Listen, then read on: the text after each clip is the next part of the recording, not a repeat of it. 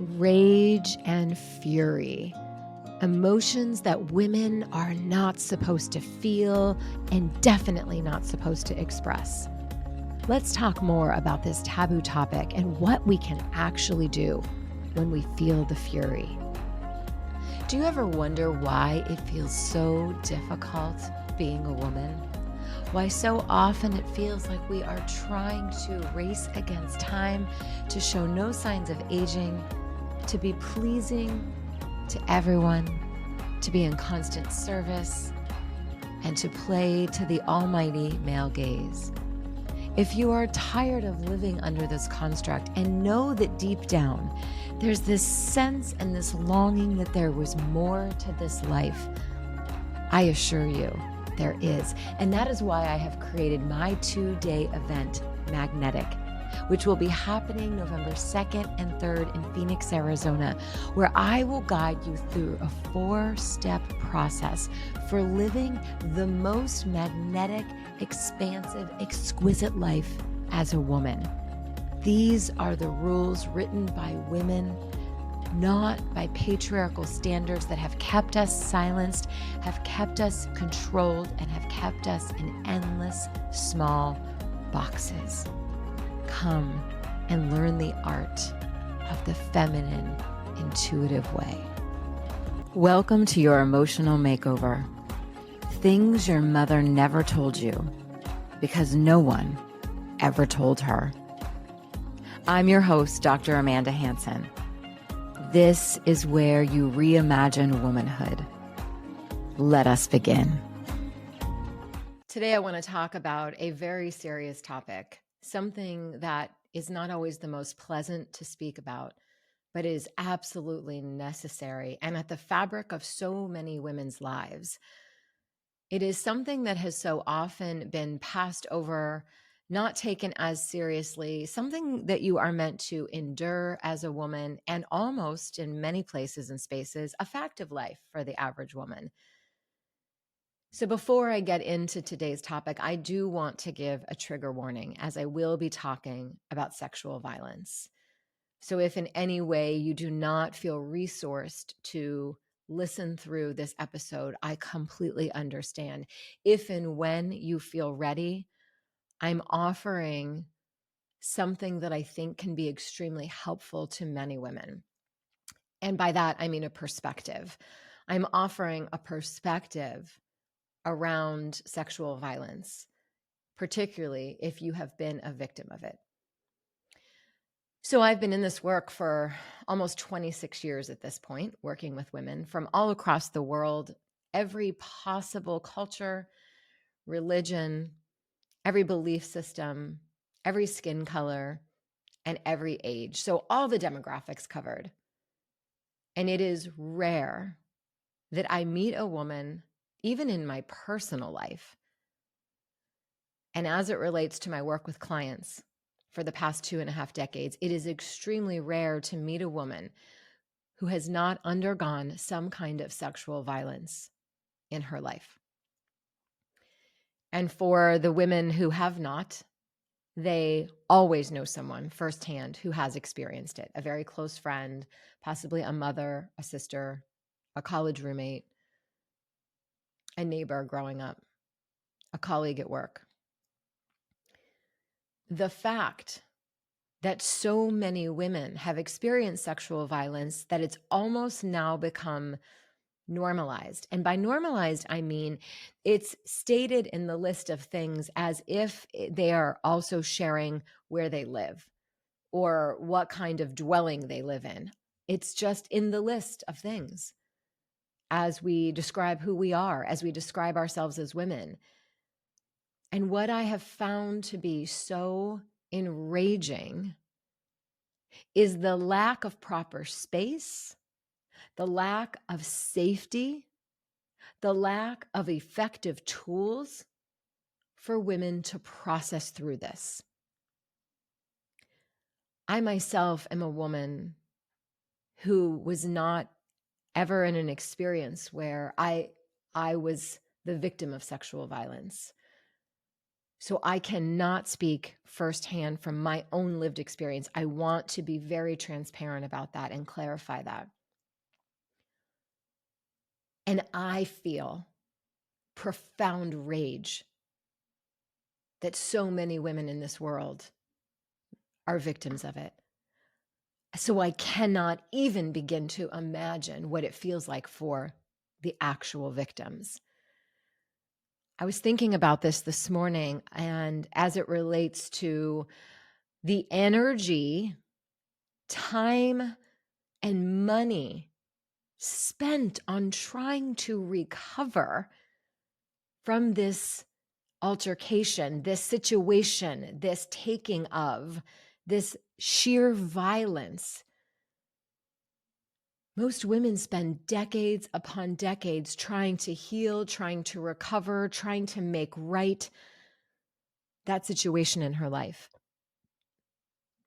And I am often finding myself so profoundly furious that that's how a woman will spend so many years of her life, putting her energy, her time into healing something that happened to her. It often also strips away not just the sanctity of that woman and her body and her voice, but it also robs her of safety in her life, safety in her own opinion, safety in where she wants to go and how she wants to move about the world.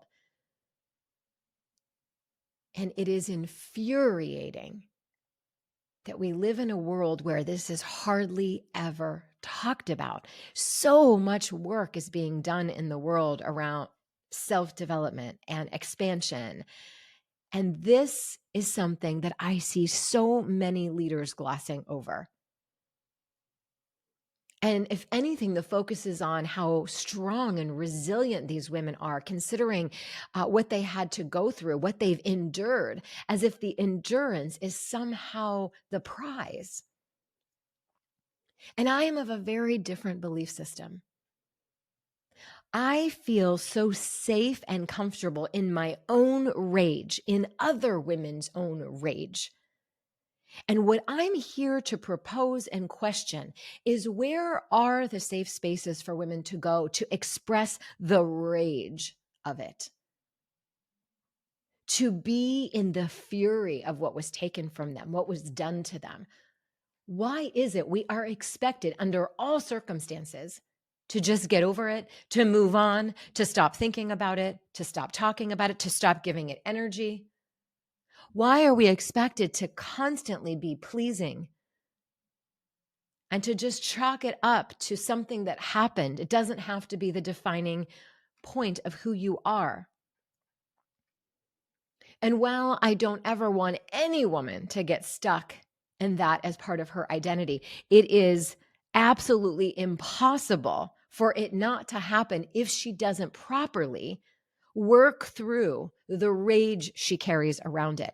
I have worked with women who, when they initially came to me, stated sexual violence as if it was just another thing on the list of ways that they identify themselves. And when I asked them, what work have you done to really release and process through that? They look at me as if I'm asking the $1,000,000 question. The majority of them say, nothing. What can I do? I feel powerless in this situation. Or, oh, that was 25 years ago. It's in the past now. Is it really? Because we're still talking about it. And to think that it doesn't still affect you, to think that it doesn't still live inside of you if you haven't processed it, is delusional.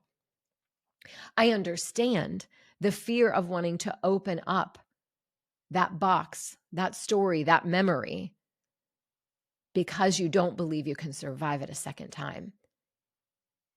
And that's only because you've never been shown how to do it in a way that is honoring to your life.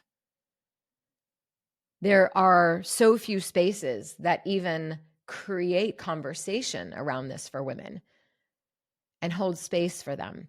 And it's also part of why we always give trigger warnings, is because women are still carrying so much energy around it that we want to give the trigger warning so that they can opt out if they decide to, rather than giving them an opportunity to move through it We don't provide women safe spaces to move through the rage.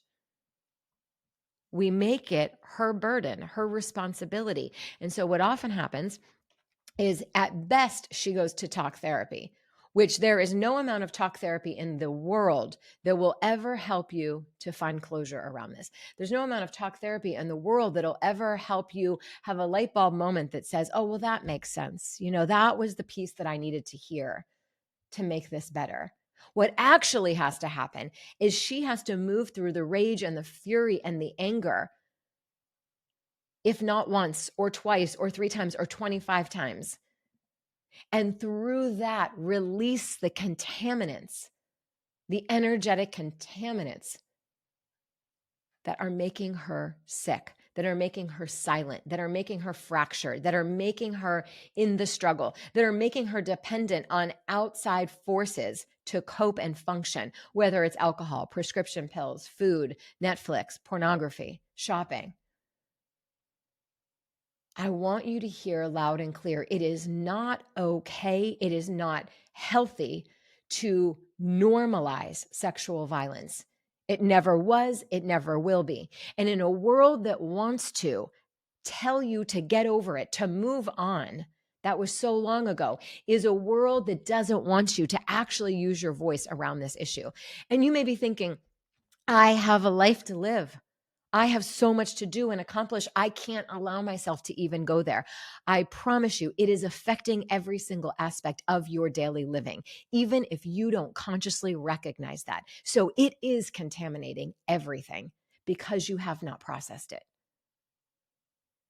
It is incredibly important to commune with that rage. It is sacred and it needs to be experienced and it needs to be expressed. And the world, who is afraid of women who are angry, in a world that is afraid of a woman who expresses that rage, they will try to tell you that you're crazy. They will try to tell you that that's unnecessary, that that is some kind of cult behavior. They will do everything to silence and shame you. The same system that created sexual violence and took from you will also try to silence you when you express your fury or your rage. It's in part why I cannot tolerate, my nervous system cannot physically tolerate watching movies that have violence of any sort, but particularly as it relates to women and violence against women. I can't watch what I know is a reality for women around the world every single day. There's nothing that is entertaining about that. The fact that we are even expected to sit down and observe that is a very deep sickness in and of itself. And it is important that we deconstruct and understand that. We have normalized it so much that we think it's a form of entertainment, that we think, it's not that big a deal. Don't look so much into it. It's just a movie. It's just a show. It's just depicting reality. There is enough reality happening. I don't need to then absorb more of that as a form of entertainment. So for every woman out there who is listening, who's experienced sexual violence, who knows a woman who has, I want you to know there is a way forward. I teach a profound practice that helps women move through this rage and this fury. I will also be teaching that at my event in November 2nd and 3rd in Phoenix, Arizona. I will be teaching the practice of how to move that through your body. We have to become women who have emotional hygiene practices. In a world that is so violent towards us, we have to be able to stay healthy. We have to be able to stay powerful and energetically strong as women. And then when you move through a lot of this rage and fury and anger, what it makes space for and allows is a sensual power that you can't tap into when you have feared your body. Oftentimes what I see happen for women who've experienced sexual violence, one of two things. They either shut down and disassociate in future sexual relationships just to get through the act. And then the other thing I have seen is women become hypersexual as another way to feel powerful in those situations, but not from a deep place of desire or integrated sensuality. So the typical situation for a woman is one of those two. And once you understand how to work through the rage and the fury as it relates to the trauma you've experienced, you then are able to, and something I teach as well, is then how to harness your sensual power, the thing that someone tried to take away from you, which was never meant to be taken, which was always yours, and the gift that you give if you so choose to. I then teach women how to harness that sensual power within them, because that is actually part two to healing. We do the rage release. We reclaim the sensuality as an internal force, not something to be given unless we so desire it. Pleasure, your own sensual pleasure, is an elixir, is a healing pathway to the trauma that you experienced. I know it sounds counterintuitive, but you claiming your pleasure, exactly what the patriarchy doesn't want you to do, exactly the thing that men want to take from you, exactly what they want to rob you of and control you of, is your victory march. I've seen this time and again, one client after another rise when she finally begins to harness and release that rage in a ceremonial practice, something she can return to over and over again in her lifetime when she feels the percolation of it. And then stepping into that supreme, gorgeous sensuality that is her super highway to her life. It's not something that was ever meant to be feared, but when it's been taken from you, when there has been violence around it, when you have been in a situation that created such terror, you start to associate with your sensuality as the bad thing. There's never been anything bad or wrong about your sensuality. The only thing that has ever been bad or wrong is the perpetrators. So I know that this is a conversation that a lot of leaders will avoid. Definitely men, and especially women, as it relates to talking about the reality of this for fear of not then knowing what to do about it. So we dance around it. We talk about all the other things. We bypass the truth of what lives underneath so many women's lived experiences. And in the long run, we are hurting ourselves deeply by not looking at this and addressing it. I don't even trust a leader who can't go right into the belly of this with women and help them move through their fury. So pay attention to the leaders that you follow. Pay attention to the authenticity or the ability to stay and hover above with toxic positivity and gaslighting of your lived experience, or telling you how strong you are to have endured it. That is not a compliment. The compliment is, my gosh, I saw you in that rage. I saw you in your fury. And I saw how when you released that, you claimed your sensuality. And that is your powerful force as a woman. So pay attention to places and spaces that want you to just move on. They want to tell you how strong you are, that you got through that. You were never meant to just get through that. You weren't meant to become more strong by dealing with it, by coping, because the only people who say something like that is people who have no idea the havoc it wreaks on a very deep level. And I will also tell you, if you have children, you will pass that experience down in your lineage if you don't heal it. There are already thousands of years of rape and assault and violence against women living within each and every one of us. And that is why even I have a rage release practice on a very regular basis, because while I have not had sexual violence happen to me personally, I feel it inside of my body. I feel it deeply in my veins. And I know that it's because I'm carrying it for my ancestors in my lineage. I'm carrying it for all of us as women. I feel it profoundly. And I know it was placed inside of me in a way that I could connect to it because I was brought here to also collectively heal that on behalf of all of us and with every single woman who's been through it. So to ignore it, to stuff it, to bypass it, doesn't just harm you and your life and your health and your psyche. It also harms everyone else around you because we will pass that down. We pass down the shame. We pass down the silence. We pass down the inability to move through it and to commune with our rage and access how devastating this is. So while I know it can feel like a lot, it is necessary, incredible work for the divine feminine to move through. In my mastermind spaces, I walk women through different archetypes. And one of them is that Kali energy, that energy of the woman who burns it all down so that she's standing there in the field where she has burnt down all of the lies, all that has happened to her, so she can see clearly and she can build anew in a way that resonates with her, in a way that feels deeply nourishing and profoundly beautiful, not in the way that she's been trying to move through all of these fields that have been cutting her and harming her,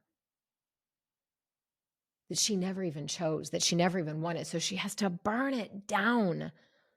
So then she can, with all of her creative force inside of her, create a new way for her life, a new narrative for her lineage.